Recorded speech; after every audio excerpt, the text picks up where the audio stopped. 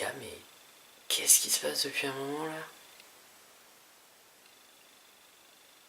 On va reprendre depuis le début. Alors je m'étais promis de ne pas faire de vidéo en août, c'est pour ça que j'avais préparé toutes les vidéos d'avant. Mais là, comme la prochaine vidéo, elle marche plus trop dans le contexte actuel parce que la chaîne va bien. Et que la vidéo est une sorte d'autoclash. Je préférais prévenir. Donc c'est un RDV un peu fait à la va-vite, un peu comme le dernier, même si le dernier était plus quelque chose qui s'était préparé depuis quelques mois pour annoncer les nouvelles. Là, pour le coup, alors je suis content, mais encore un peu secoué. Alors en vrai, là, c'est une vidéo vraiment faite sur le moment. Les 3 derniers jours vont être adressés dans cette vidéo. Enfin, en tout cas au moment où j'enregistre cette vidéo, les 3 derniers jours ont été quand même assez mouvementés pour la chaîne et assez mouvementés pour moi en tant que youtubeur. En effet, d'abord tout a commencé il y a peu de temps, lorsque j'ai posté mon moyen métrage sur les sectes qui avait plutôt bien marché, voilà, il avait plutôt bien marché, et je me suis rendu compte il y a 3 jours que soudainement il commençait à gagner un peu des vues, vite, très vite, beaucoup plus vite que d'habitude, c'est-à-dire on pouvait voir sur les analytics, c'est un truc de fou, c'est-à-dire d'un coup il commençait à monter, genre je gagnais 100 vues en un jour sur une vidéo qui avait été postée déjà depuis un long moment, et ça c'était pas normal pour la chaîne. Puis ensuite vient le Findings sur Alex from Tennessee qui a super bien marché.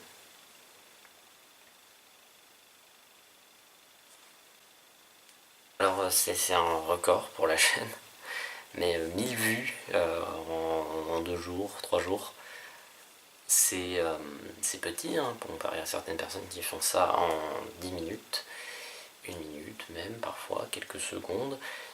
Mais pour moi c'est juste monstrueux, c'est plus que ce que je n'ai jamais fait. Et déjà là j'étais un peu dans une phase un peu de choc, on va dire. J'étais un peu choqué de ce qui se passait, j'étais content mais choqué. Puis ensuite est arrivé un événement aussi très cool. Là je peux vraiment pas me plaindre de ce qui se passe en ce moment. C'est-à-dire que la chaîne YouTube que vous ne connaissez certainement peut-être pas, mais que je connaissais moi personnellement, du nom de Underrated Albums, a publié mon album Living Behind Few People, hein, qui devait être une sorte de préquel au grand album Home, on en reparle juste après. J'ai été posté, donc mon album entier a été posté sur cette chaîne, et alors que certaines personnes pourraient dire oh là là c'est du vol, etc., moi je m'en fous, ça me donne de la visibilité, et si je le demande, il peut supprimer la vidéo. Or moi je veux pas qu'il supprime la vidéo, je suis super content, il a fait découvrir mon album à plein de gens. Du coup hein, vous pouvez aller voir l'album là-bas et lui donner de l'amour. Voilà, si vous n'avez pas 1 € à dépenser dans cet album étrange qui sonne bizarrement. Et donc voilà, donc j'aimerais bien remettre les choses au plat. Voilà, donc déjà pour un premier message, j'aimerais dire aux nouveaux gens ici, vous êtes les bienvenus sur cette chaîne. Parce que oui, il y a eu énormément de nouveaux gens qui sont venus grâce à la vidéo Findings numéro 8.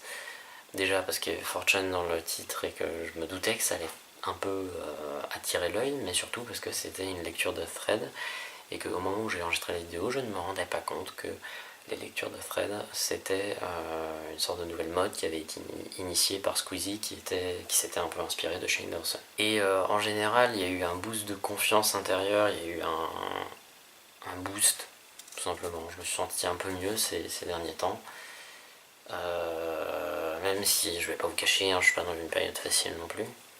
Mais il y a une sorte d'émulsion, un truc qui grossit un peu. J'ai eu un petit moment de pétage de câble sur Twitter un soir, où vraiment une sorte de pétage de câble positif. Donc j'aimerais revenir un peu sur tout ce qui s'est passé récemment et faire un peu le point. Donc pour recentrer les choses pour les gens qui viennent d'arriver, etc.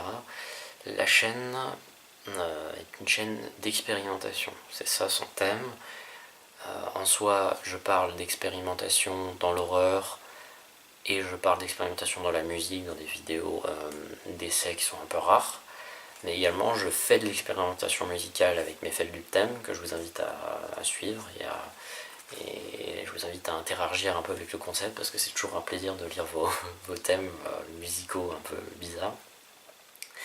Et aussi, je me mets dans l'expérimentation d'horreur avec de nombreuses chaînes que je ne vous ai pas révélées, où je fais des ARG, et mon ARG majeur sur cette chaîne, du nom de Signe D, qui n'est pas vraiment un ARG malheureusement, parce que il est entièrement assumé comme fou.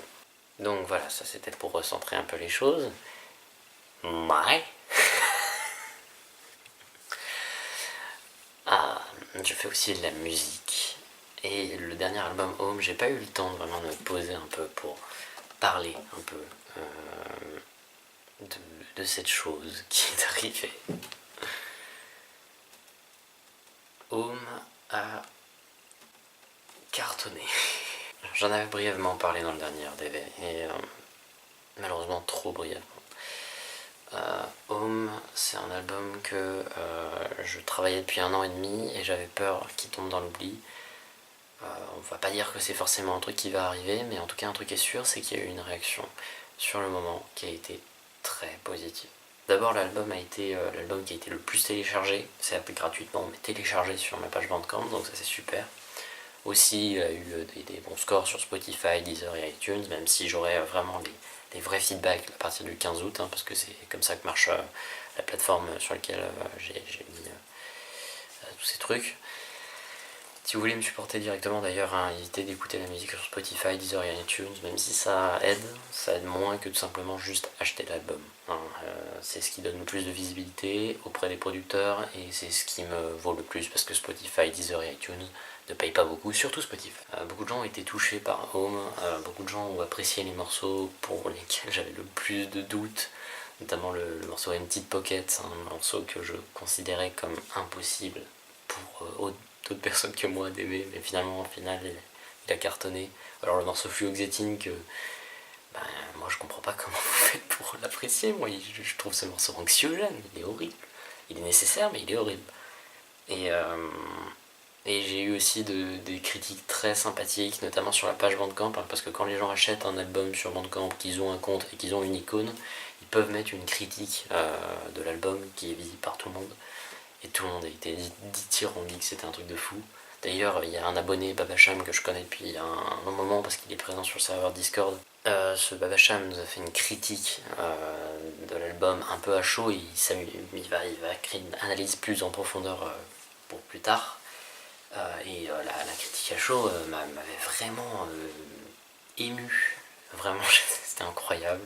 Il y a eu du feedback, et si vous avez le moins de feedback sur l'album, qu'il soit positif ou négatif, n'hésitez pas à le mettre dans les commentaires. J'ai pu avoir notamment sur Reddit des feedbacks très intéressants, des gens qui disaient que c'était vraiment super cool, d'autres qui me donnaient des conseils, et notamment vis-à-vis de la manière avec laquelle je chante, pas forcément sur les notes, mais sur les mélodies. Parfois j'ai tendance à ne pas avoir de mélodie quand je chante, etc.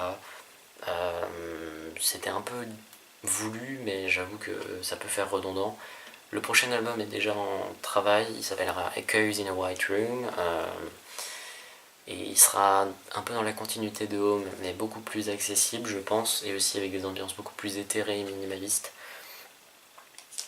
Mais ça sera un album plus pessimiste. Personnel, mais plus abstrait et surréaliste. Donc sur ce, je vais vous dire merci beaucoup d'être ici. La partie sans signe D n'est toujours pas un projet mort. Ne vous inquiétez pas, elle arrive.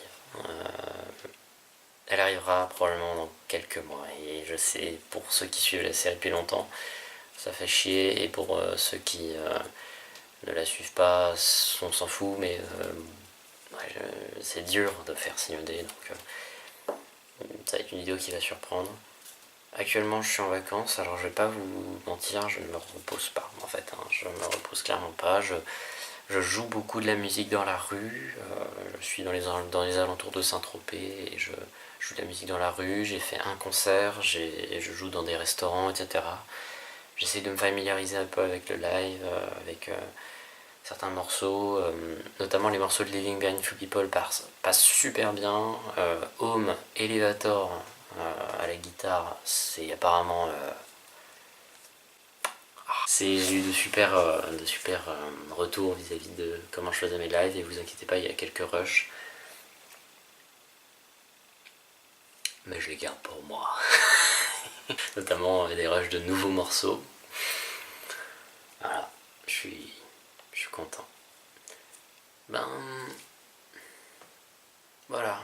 J'avais envie de partager un peu cette positivité, c'est un peu ce côté un peu positif là qu'il y a sur la chaîne. Il y a une grande montée, hein. Peut-être que ça se finira du jour au lendemain, peut-être que c'est moi qui m'auto-hype. Mais bon, si on continue dans cette lancée, ce sera peut-être la fin du Feldup qui a peur pour sa chaîne. Je pourrais enfin arrêter de dire que ma chaîne est en train de crever. Parce que là, statistiquement, depuis 3 jours, elle ne s'est jamais mieux portée.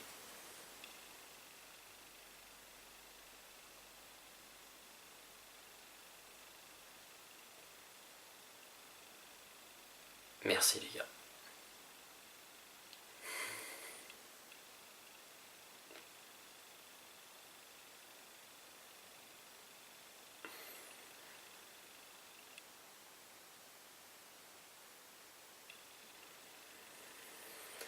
Allez, c'est cliché, mais vous avez changé ma vie. Enfin, j'espère. J'espère que vous avez changé ma vie. Peut-être que c'est juste une crise d'ado. Mais putain, des crises d'ado aussi cool que ça, on en a peu. Hein. Allez, merci pour tout et à la prochaine. Une vidéo tous les vendredis à 17h30.